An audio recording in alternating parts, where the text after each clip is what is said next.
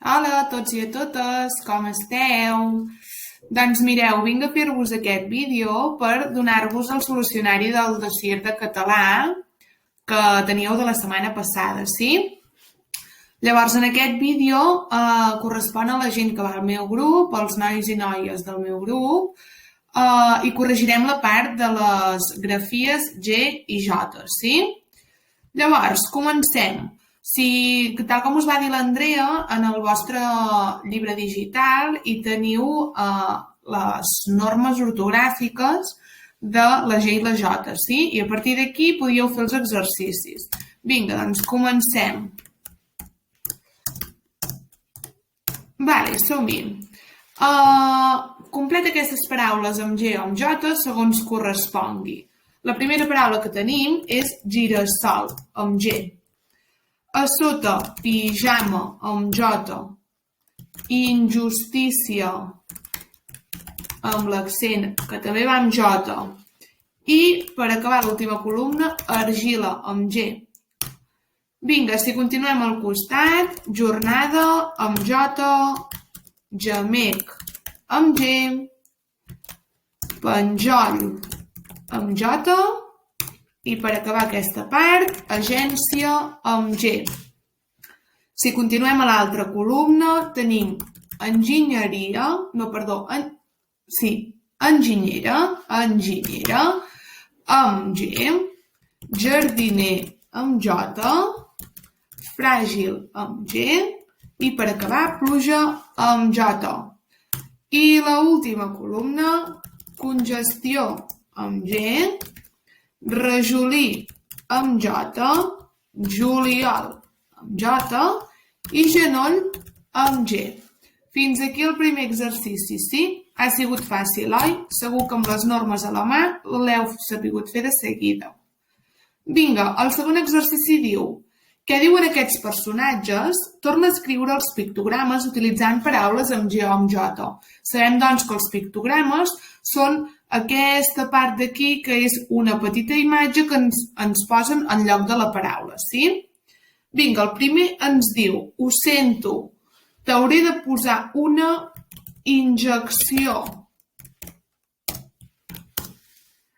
Al costat, he desxifrat el de la piràmide, és el jeroglífic, també amb J, jeroglífic.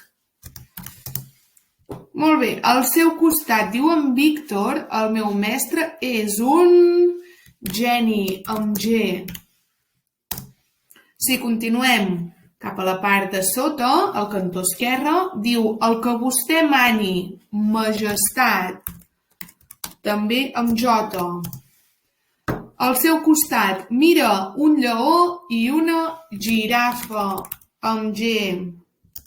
I per acabar, quin fred, em posaré un jersei amb J. Sí? Fins aquí? Ha sigut fàcil, oi?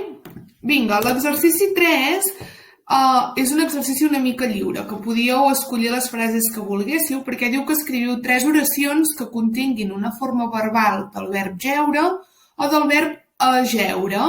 Llavors jo us en escriuré 2 perquè tingueu una d'exemple amb cada tipus de forma verbal, però hi ha moltes opcions, d'acord? Per tant, segur que les heu fet molt bé. Per exemple, amb la forma verbal del verb jeure, podem dir: vam jeure al sofà tota la tarda. Recordem que jeure significa estar-se estirat o estar-se sentat, no? Estar-se ben assentat en un lloc. I amb el verb ajeure podríem dir: em vaig ajeure a la gespa del camp de casa, per exemple. Sí? Continuem amb l'exercici 4. Ens diu: encercla la paraula ben escrita. Sí? Anem-les apuntant. La primera, gerani, que s'escriu amb G, gerani. Si continuem a sota, projector amb J. Més avall, injecció, que ja ens ha sortit aquesta paraula anteriorment i sabem que va amb J. Si continuem, jeroglífic, amb J també. I l'última d'aquesta columna, que es diu rajola, també amb J. Si continuem per l'altre costat, tenim gimnàs, que ens va amb G. Si continuem per sota, perjudici, que ens va amb J. Continuant, projecció, amb J. Girafa, que també ens ha sortit amb G. I objector, amb J. Sí? Acabem aquesta columna i ens n'anem al costat. Jersei, amb J. A sota, bogeria, amb G. Més avall, jeure, amb J. A sota, majestat, amb J també. I per acabar, matinejar, amb J. I fins aquí l'exercici 4. A l'exercici 5 només calia copiar aquest dictat a la llibreta i us haureu fixat que hi ha diferents paraules que s'escriuen amb G o amb J tenint en compte les normes de les grafies G i J. Sí? Està bé que tingueu aquest dictat a la llibreta perquè a veure si més endavant el podem fer també, si més no una part, i que acabem d'aprendre molt bé les grafies G i J. Sí? Vinga, ens veurem al pròxim vídeo. Adeu!